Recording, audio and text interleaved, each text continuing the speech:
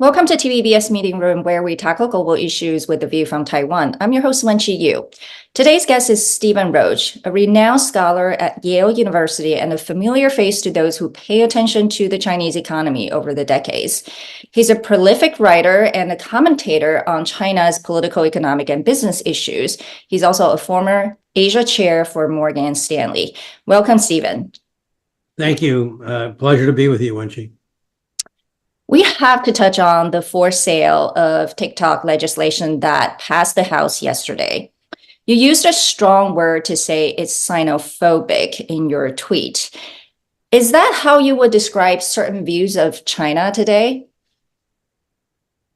Well, I think, we have to step back and look at legislation and like this and initiatives elsewhere that have been noted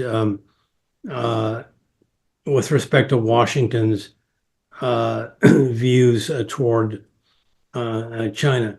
This bill passed the House by the largest bipartisan majority of any bill in recent memory. I think it was like, I want to say 300, and my recall is not perfect, but roughly 375 to 52 or something like that. Republicans and Democrats, conservatives and liberals, they're all dead set against China. And I use the word xenophobic because it's part of a long-standing fear-driven perception that anything that China does that has an impact on the United States should be viewed as a national security threat. This was the case that was made against Huawei with its alleged potential to open the back door on 5G infrastructure. And so Huawei became public enemy number one. This is the case that's being made repeatedly against other activities that China's involved with. U.S. Commerce Secretary Gina Raimondo last week or the week before raised the possibility that Chinese electric vehicles would be a threat to American roads and American national security. And there are a number of others that I would ask you to think about that have been thrown out as allegations of Chinese threats to national security. I think it is really interesting, right? Sort of what we're seeing is almost like a culmination of a long time of it almost has become a very convenient scapegoat or, many other things that people can just use China as a way to galvanize domestic support, whether it's politically or even business. But also China, is not doing well. And so it sort of fits what the narrative has been, and it's just become so convenient. So I wanted to ask you, I think that's, there's the fear and the xenophobia, and there's also just a lot of political reasons behind sort of what's going on in terms of U.S.-China relations. But as I said, China is not doing as well. So, we have to talk about the two sessions that just concluded, the 5% GDP growth target, for example. Do you think that's achievable? I think the target of 5% for this year is achievable. It will be a struggle, just like hitting the growth target last year was a struggle. The Chinese are prepared to use, once again, another strain of what they call proactive fiscal and prudent monetary policy to support the economy. But I worry more about the growth prospects in the years beyond, when China's facing severe demographic headwinds, major productivity issues, and ongoing problems in the property sector and local government finances. And it just gets harder and harder for China to frame of policies to deal with these long-term structural issues. So I think the growth outlook in the years beyond 2024 are increasingly disconcerting. And you were very bullish on China for a very long time. And you have also said that you were very optimistic about China in general because its ability to reform and had the courage to innovate on a lot of the policy frameworks. But from what you just said, it sounds like you've changed your view. Why is that? Well, I've changed my view because I think government policy in China now is unfortunately being constrained by what I would call an imagination deficit. They're using an old approach that has worked in the past that it does not seem well aligned with the new problems, especially the structural problems that they face in the future. And that leaves them with the need to boost productivity to really offset the structural pressures coming from a shrinking workforce and excess investment. And the productivity outlook is really deteriorated in recent years, which accounts for my change of view. More and more Chinese activity is being focused on low productivity state-owned enterprises and the high productivity growth sectors in the private economy, especially in the internet platform tech companies, have been constrained by regulatory intrusion. Both public and private sector mix is tilted toward weak productivity rather than the strong productivity that China needs. So I've changed my view accordingly. So you use the framework as sort of lack of imagination. I want to dig sort of deeper into that because Chinese bureaucrats actually, for those who were in charge of economic policies in general, I would say had a lot of respect from a lot of people from around the world for a long time. And so do you think sort of the current lack of imagination of a new policy framework to address some of the new problems, is it due to the lack of new pipeline of economists, or is it more political? Meaning there is a theory that China's slowdown is a deliberate decision by Beijing to kind of shift the economic growth model from speed, to quality. Do you agree with that assessment? Well, I've been lecturing Chinese officials for years, and I'm getting ready to go back to China in about a week to do it again at the China Development Forum on the need to shift away from fixation on quantity to quality. But that approach has its limits because if quality means putting up with unacceptably weak growth rates, then that is very problematic for the political bargain that the Chinese leadership has with the Chinese people to grow its economy at a reasonable rate over the next few decades to hit the growth objectives that Xi Jinping has set out in his policy approach.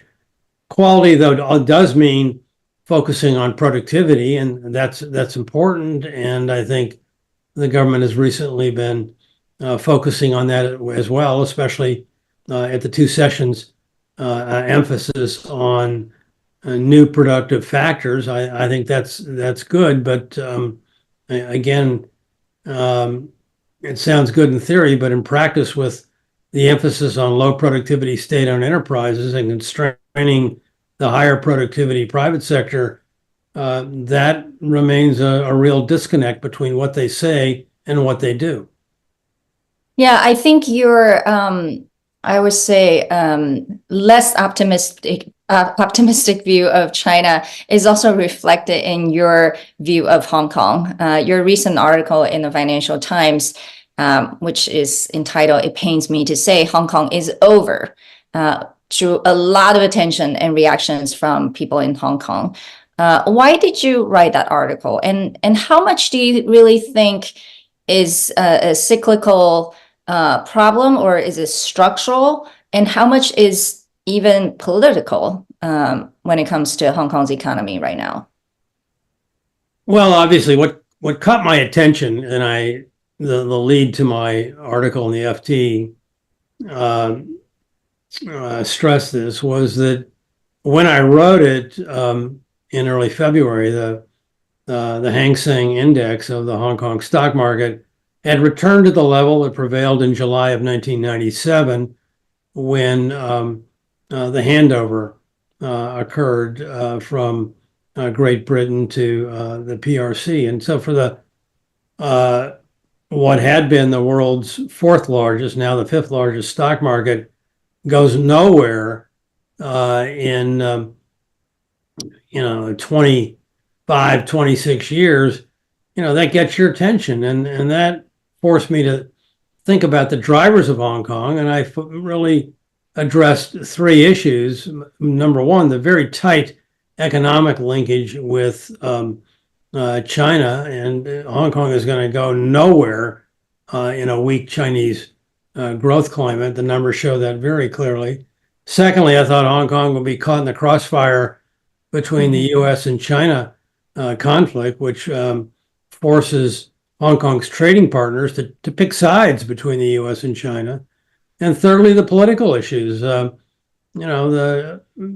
imposition of Beijing's national security law on Hong Kong in 2020 has now been followed by the likely prompt passage of Hong Kong's own Article 23 national security law.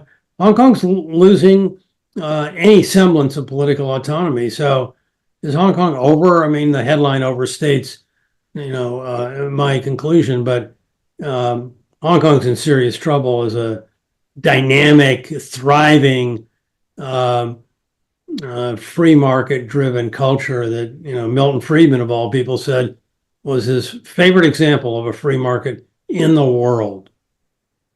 Yeah, I am curious how you think about this, because, some people who may have a different view on Hong Kong's future would say Hong Kong is now going to be integrated into this greater Bay Area, which includes Shenzhen and other parts of southern China.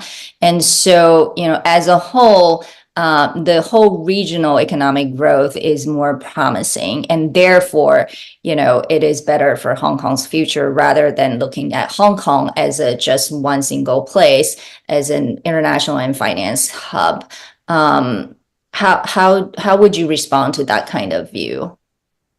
Well, let me just say that there's been very intense pushback on the article that I wrote. Many reactions and people. I've heard a lot of strong reactions, and that's one of them. And so I wrote a rebuttal to the criticism in the South China Morning Post a couple of weeks later, and I pointed out that the Greater Bay Area is certainly has great potential as an integrated urban center in driving growth in China. But, is this going to be Hong Kong's savior, or is this going to just turn Hong Kong into more of a marginal a player in China? There are two bigger cities, two more dynamic cities in the Greater Bay Area, not just Shenzhen, but also Guangzhou. And I think the risk is that Hong Kong, if all it's got to fall back on is the Greater Bay Area, then it does risk becoming just another big Chinese city that undermines its character and its dynamism and its spirit. Well, when you look at Hong Kong over the last few years, it's hard not to think about Taiwan. And so what would you say are the lessons learned if you were to advise Taiwan? Well, there's there's the similarities, and then there's a lot of differences. Taiwan is larger, with a far more dynamic source of growth in its tech area, especially its world-class semiconductor platform. And so Taiwan has optionality that a services-driven Hong Kong does not have. But the obvious lesson is political.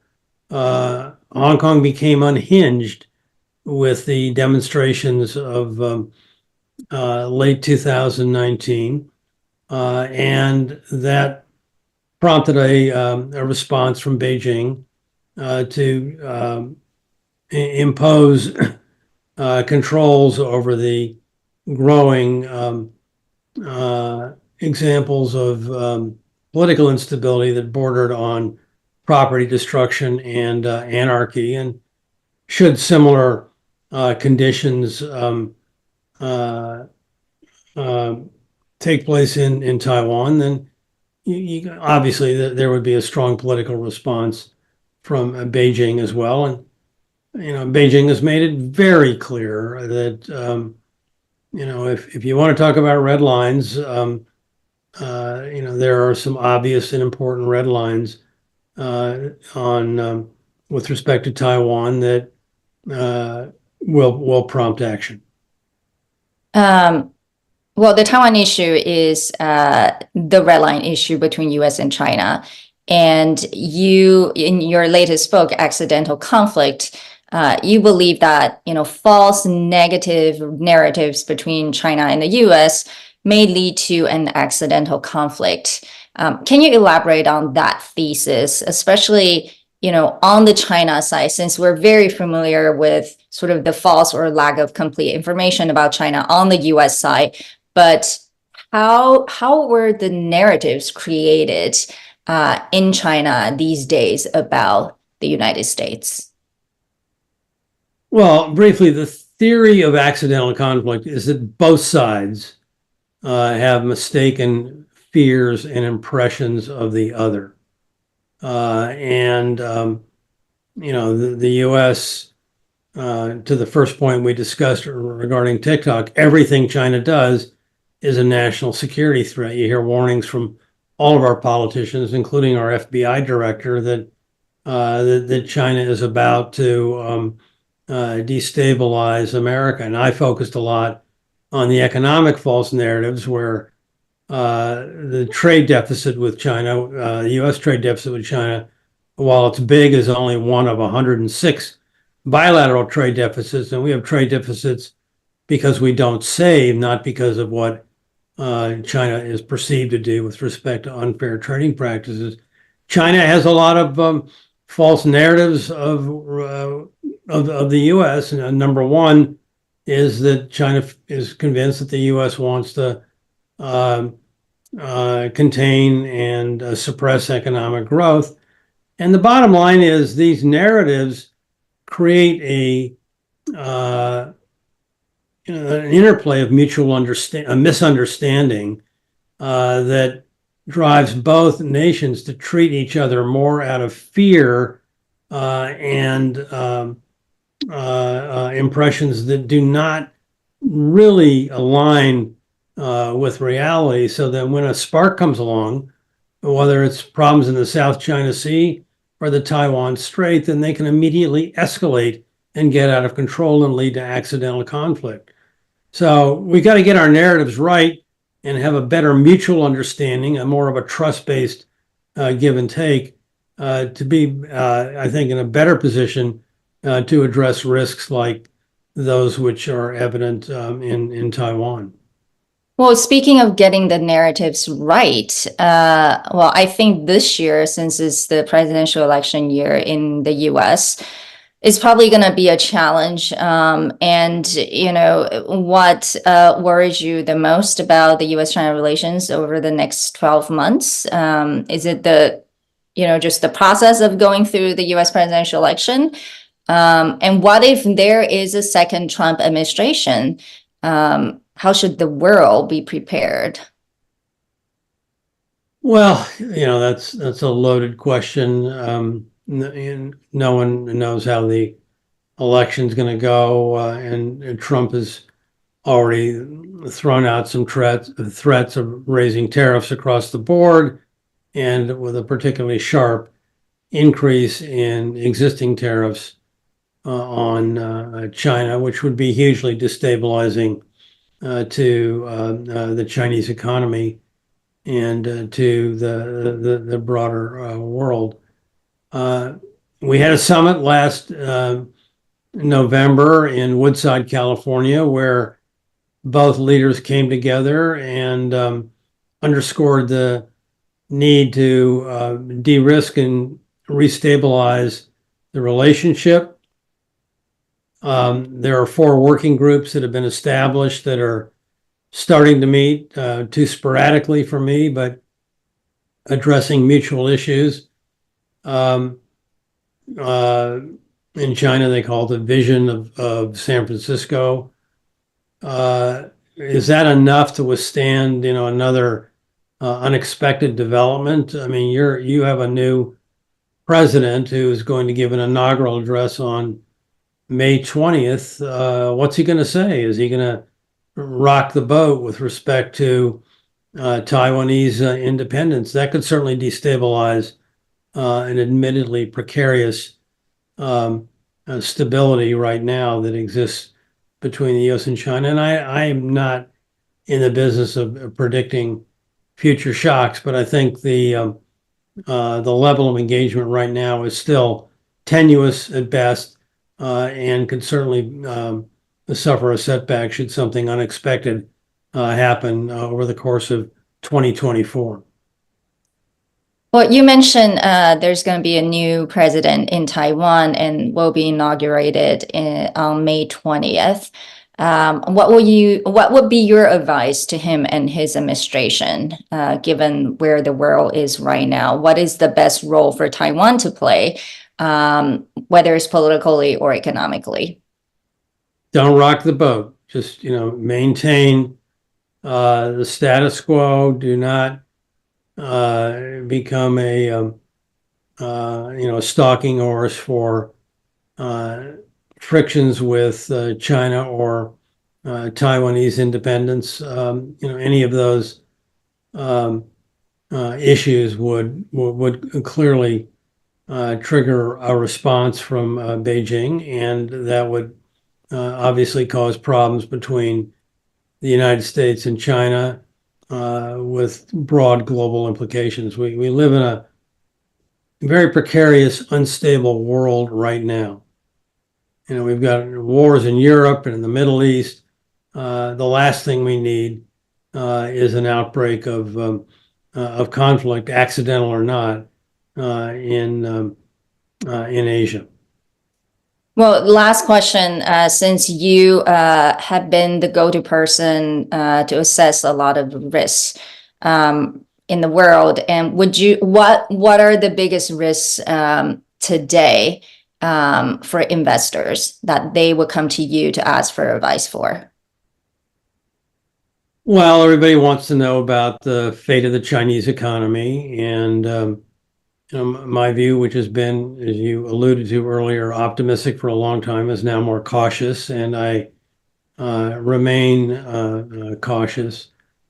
There's general view here that the world itself is on the cusp of a soft landing. I think the IMF has also indicated that in its latest update of the World Economic Outlook.